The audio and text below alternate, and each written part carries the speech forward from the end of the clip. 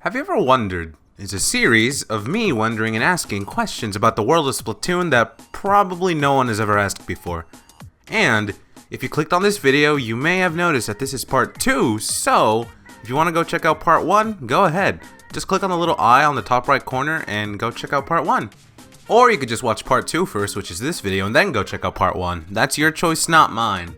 But anyways, with that being said, have you ever wondered, how tall are Inklings and Octolings? Are they as tall as humans with an average height of around 5 feet or so? Or are they around the average length of an actual squid, which is approximately 8 inches? It's never exactly stated in the game, but if we look back into Splatoon 1's Sunken Scrolls, it's stated that the terrifying biology of the Inkling. Strength, can leap up to 5 feet. Brain, simple and predatory. Bones, none. Eyes, can spot prey from 100 yards away. Defense, high pressure, high capacity ink sac. Can leap up to 5 feet. That right there is stating that an Inkling can jump 5 feet in the air. And if you've ever messed around in Splatoon lobbies before, you'll be able to see that you can jump over other Inklings with ease. So that should indicate that an Inkling is 5 feet tall, right? Well, not exactly.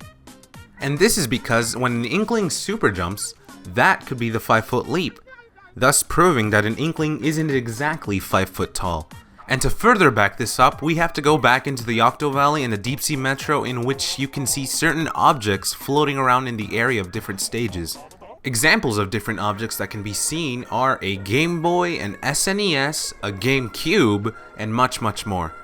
And if you've ever owned any of these things, or at least seen a picture of them, you may know that most of these things can easily be held in your hands. And I mean, look at this Octoling boy, he's pretty small compared to the flying GameCube. The dimensions of a GameCube are roughly 5.9 inches in width, 6.3 inches in depth, and 4.3 inches in height. And if we look in the distance, we can see that this GameCube looks pretty big compared to the Octoling. If anything, the Octoling looks much smaller than the GameCube. So this could mean two things. Either Inklings and Octolings are 5 feet tall and this is just an extremely large GameCube, or that is a regular sized GameCube and Inklings and Octolings are very tiny. But if we want to do more research, we have to go over to Schellendorf Institute, because in this stage, there is a display case area in which displays many things such as the Wii, a Wii U probably. I don't think there's a Wii U actually, maybe, I don't know, I haven't really completely checked. There's also the GameCube, and there's actually a human skeleton in a display case. And if you look in the distance, there's a jelly staring at the display cases, and by the looks of it, he seems to be around a third of the size of the display case. So making estimates for this would be a little bit rough. But if we look more into Schellendorf Institute, you can see that there's a display case that shows the size of the great sapfish compared to the Inklings. And looking at it, you can tell that the Inklings are so small compared to the great Zapfish. And right across the Zapfish display, there is a display showcasing an Inkling next to a pair of some kind of shark teeth. I'm not entirely sure what kind of shark teeth these are, but if we look a little to the right, you can see a chart comparing the size of an Inkling, a jelly, some other creature that I can't tell what it is because it's much smaller than the jelly, and 3 different kinds of shark. By the looks of it, it seems like the biggest shark has its teeth being displayed in the case, but I'm not entirely sure about that. If anything, all the information is being juggled around about the sizes of Inklings and Octolings. Inklings and Octolings are smaller than a GameCube, but in the shark display chart, it's shown that they're around 3 feet or 3 inches of some kind. I'm not entirely sure, this information is being thrown around everywhere. But the last piece of information that I could find that can determine the sizes of Inklings and Octolings is in Salmon Run. In all the Salmon Run stages, if you look in the distance, there should be pieces of food just chilling on these giant floaty light post things. The different kinds of food consist of corn, sausage, asparagus, pieces of tomato and broccoli, and a lot more. And if we go by real world standards on the size of these different types of food, it really goes to show Inklings and Octolings are pretty small. But at the same time, we never know whether this corn could either be some kind of super big radioactive piece of corn, or it's just some regular corn on the cob. Overall, I've been lingering on this topic for way too long, and I could probably make a separate video determining the sizes of Inklings and Octolings. I mean, I have some kind of evidence, all I need to do is do the extensive research. But still, How tall do you think Inklings and Octolings are? I really don't know. I don't have a definitive answer right now. And if anything, I'm just gonna give a wild guess and say that they're around 9 inches because that's the size of the official plushies. And I have one. I have a Marie plush. And Marie plush is around like 9 inches, so yeah. Time to move on.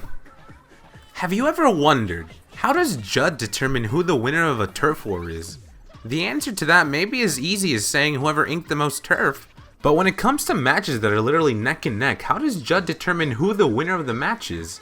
Is Judd a psychic cat who uses his telepathic powers to determine the winner of the turf war? Or does Judd just take a crack at it and guess who won the turf war? I'm positive we've all had those neck and neck matches in which he only lost by like 1%. And I'm sure you've even been in certain cases in which it looks like your team inked the most turf, but later on it turns out that the enemy inked the most turf for some reason, and they end up winning. So how does Judd really determine the winner of the turf war? He has such a small amount of time to calculate all the ink covered up on the map. So is he really a telepathic cat with superpowers? Or does he just always guess whenever there's a neck and neck match? I guess we'll never know. But now, we move on to the question you've all been waiting for. Have you ever wondered about these guys? The jellies. Jellies are probably the most unique creatures in the world of Splatoon. They appear anywhere and they're essentially the backbone of Inkopolis. Hey guys, post-editing Red here, and I just came to say that it's basically been confirmed that jellies do run the world of Splatoon.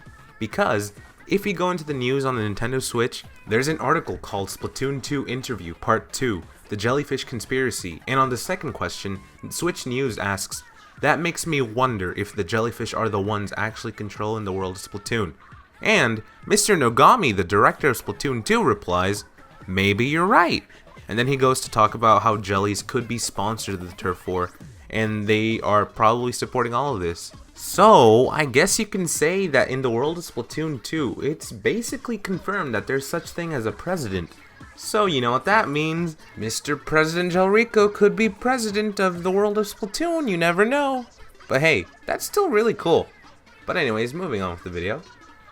You can see jellies in different kinds of places, such as buying groceries in Mako Mart or having fun in Wahoo World, and sometimes even working out in Muscle Forge Fitness. They even have jobs as construction workers in stages such as Port Mackerel and Snapper Canal, and they even go to school. As you can see, some jellies are in Inkblot Art Academy. But, if I'm going to be precise with my question, what I actually mean to say is, have you ever wondered, can a jelly stretch their legs? I ask this because in the square, there's this one jelly that reaches over to touch a little puddle of water, and by the looks of it, you can see that their arm stretches out farther than usual. And if you want another example of a stretchy boy, go to Piranha Pit and look at this boy over here. He's pretty easy to spot, but seriously, look at him. His arm stretches at least 7 or 6 times the length of him. I'm not entirely sure, I'm just guessing. But, seeing that jellies can stretch their arms at such an incredible length, it made me wonder if jellies could also stretch their legs. I mean, if they can stretch their arms, surely they can stretch their feet too, right? Just imagine that. One day you're walking around Inkopolis Square and all of a sudden, in the distance, you see something slowly rising, and after taking a closer look at it, it's a jelly stretching its leg, becoming the tallest jelly in the world. Or just imagine a group of super tall jellies walking around in the square looking down upon the tiny Inklings and Octolings. And since they can also stretch their arms, they'd probably just continue to try and touch the puddle of water, or maybe even pat an Inkling's head just like in the thumbnail. And to add to all of this, what's the maximum length that a jelly can stretch their arm? Is it 5 feet, 10 feet, 100 feet? I really don't know. The length of a jelly's arm can probably be infinite, even though I sort of doubt that. But still, stretchy boy. Just imagine if the jelly, instead of reaching down to touch the puddle of water, he reached for the skies and probably tried to catch a pigeon or something. Or even better, imagine if the jelly reached all the way up into the sky, past the atmosphere, into space, and touched the moon with its arm. Just imagine how everyone in the plaza would react to that. It surely would be a sight to see. But still, super tall stretchy boys. Nintendo should make that happen. I mean, Nintendo has already added multiple headed jellies and a bobblehead jelly in Octo Expansion. And in Macomart, you can see the roundest jelly in all of Splatoon. So, why not make some super tall jellies walking around all of Inkopolis Square?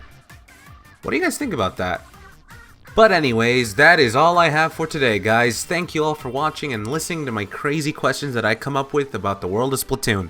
Like I said earlier, this is part 2, so if you guys want to go check out part 1, go ahead. And also guys, if you want to start a discussion down in the comments below, go ahead, do so by all means. I want to see what you guys can come up with. In the last Have You Ever Wondered, a user by the name of hyew came up with a really nifty theory about Inklings and Octolings being hypertonic.